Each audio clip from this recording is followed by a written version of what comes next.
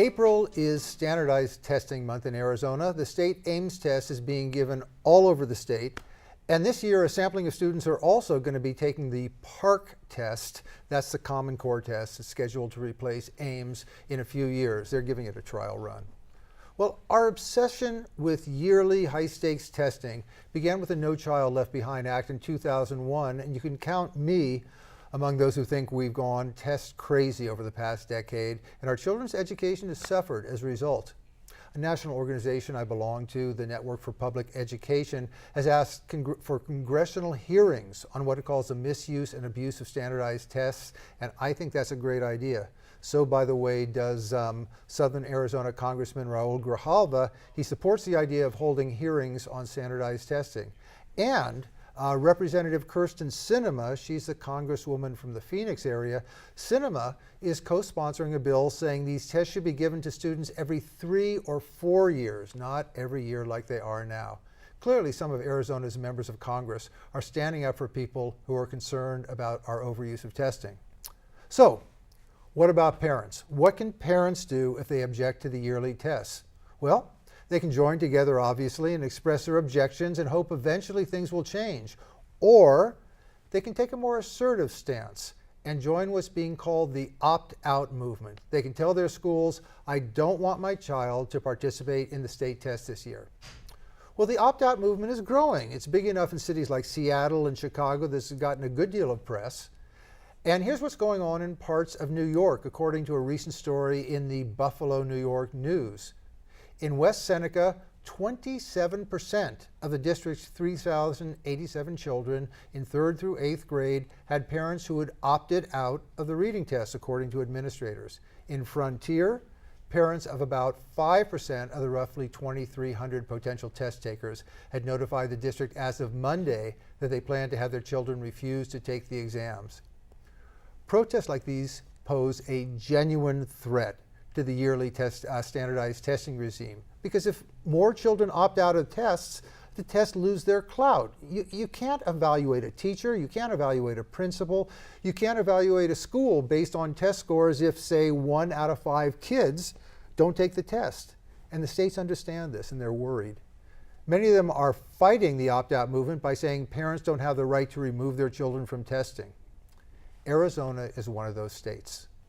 Our Department of Education put out a brochure, A Parent's Guide to Understanding Ames. It's for grades 3 through 8, and it states ARS stands for Arizona Revised Statute, ARS 15-741 and federal law mandate that every child in a public or in a charter school in grades 3 through 8 participate in the Ames. But does ARS 15-741 really say that? Well, I pulled up a copy to see, and the answer is no. Here's the relevant passage. The language is a bit garbled, by the way. I think someone did a bad job of editing it when they wrote this. As an English teacher, it just hurts my ears. But here's how it reads. The State Board of Education shall adopt and implement an Arizona instrument to measure standards tests to measure pupil achievement of the state board adopted academic standards in reading, writing, and mathematics in at least 4 grades designated by the board. The board shall determine the manner of implementation. You see what I mean about the wording, but nothing there says anything about every student having to take the test. So what about that federal requirement referred to in the brochure? Well, an article in Education Week says that federal law, and this is a quote, is largely silent on the issue of opting out. In the same article, the U.S. Department of Education states that parents may have the right to opt out of state tests. Well, so much for the federal mandate. But here's something in another part of the Arizona Revised Statute that makes it sound like parents actually do have the right to opt out. This is from ARS 15-102. In one passage, it states, the governing board, in consultation with parents, teachers, and administrators, shall develop and adopt a policy that includes procedures in which parents who object to any learning material or activity on the basis that it is harmful may withdraw their children from the activity or from the class or program in which the material is used.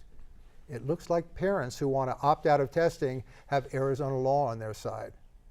Well, I've talked to some parents and administrators about what happens right now when parents want to opt out. And here's what I've been told. If parents send their kids to school on testing day, their kids get tested, period.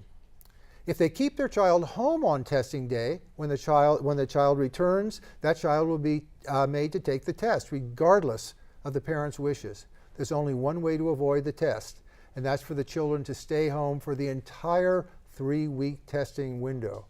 Well, Ann Eve, there's a growing concern over the high-stakes tests coming from parents and educators, and I'm concerned that parents can't exercise that right they should have to opt out of the standardized testing. Well, Dave, I think you just provided parents with all the ammunition that they need so. to opt out. And of course they should have the right to do that. I mean, that's just absurd to think that you would have to force your child to remain in class to do something that you believe is harmful to your child. And I have to say, having a 13-year-old, that given the testing on steroids that's done right now, it's not just the Ames test or the Future Park test.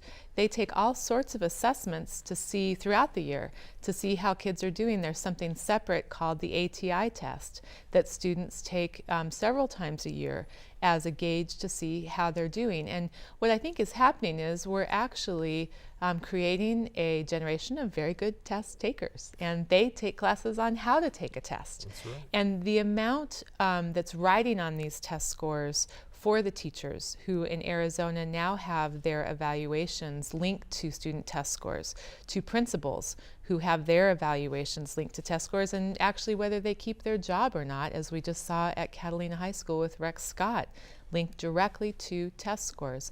I'm glad to see that parents are feeling empowered to do this, and I hope the opt-out movement can help mobilize parents in other ways as well to stick up for their children at the state legislative level where these decisions are made and where parents' voices are not heard. Some parents in the Tucson area are beginning to be concerned about this and beginning to join in kind of their own little opt-out movement where they probably will join with others across the country. And there's a genuine organized movement that people are trying to get all the rules. As a matter of fact, there's a website that you can go to that literally lists state by state what the rules are, and some of the information I pulled of the Arizona revised statutes were from there.